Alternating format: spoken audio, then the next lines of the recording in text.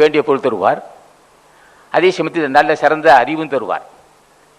அவர்களுக்கு தினம் பூஜை செய்ய அவருக்கு சிறப்பறிவு வரும். எப்படி வரும்? இந்த உலகத்தை கண்டு மயங்க மாட்டான். எல்லாரும் ஞானி உலகத்தை கண்டு மயங்க மாட்டான். மனைவி திருமணம் செய்யும்போது அழகாக இருந்தால் சில ஆண்டுகளுக்கு பிறகு கிளவியானால் ஒவ்வொன்றும் அழகாக இருக்கின்ற ஒவ்வொன்றும் நாளுக்கு நாள் ஜடப்பொருள் நீங்களாக உயிருள்ள பொருள் அத்தனையும் மாற்றமடைந்து கொண்டே வரும். தன்னை உட்பட உயிருள்ள பொருள் அத்தனையும் அழகாக இருக்கும். சில ஆண்டுகளுக்கு பிறகு மாற்றமடைந்து கொண்டே இருக்கும். மாற்றமடையாத ஒன்று நம்முள் இருக்கு.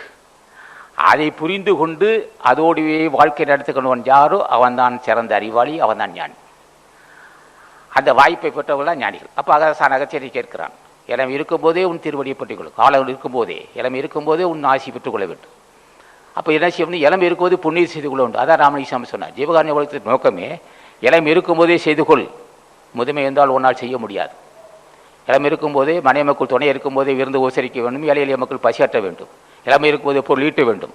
ஈட்டிய பொருளை எனக்காரம் செய்து வேண்டும். அதே சமயத்தில் தனம் தியானம் செய்ய வேண்டும். அப்போ புண்ணியம் செய்ய செய்ய என்ன ஏற்படும்? உடல் ஆரோக்கியம் செல்வம் பிறகுதான் செய்யும். தளர்ச்சி வர வாய்ப்பே இல்லை. விருந்து விட்டவன் வெறுவிடுன்னு சொல்லுவான். விருந்தை போட்டாதவனுக்கு வெறி, அவனுக்கு அங்கே நட்பே இருக்க முடியாது. ஏன் ஐயா விருந்து உபசரிக்க வேண்டான்? விருந்து உபசரிப்பவன் நட்பை பெருக்குவான். அது சிறந்த அறம்.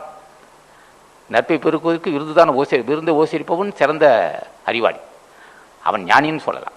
அது சிறந்த அறிவாளியர்கள். விருந்து உபசரிப்பவன் நிச்சயம் ஏழைகளுக்கு பசியாட்டுவான். ஆக பசியாட்டக்கூடிய எண்ணம் உள்ளவனுக்கு நிச்சயமாக சுயநலம் இருக்கவே முடியாது. அது ஆசான் அகத்தீசனை பூசிக்கிறான். அடியனுக்கு இறக்க சிந்தை வேண்டும், ஏழை மக்கள் பசியாற்ற வேண்டும். பசியாட்ட எண்ணம் உள்ளவனுக்கு எப்படி கொடைக்க இருக்க முடியும்?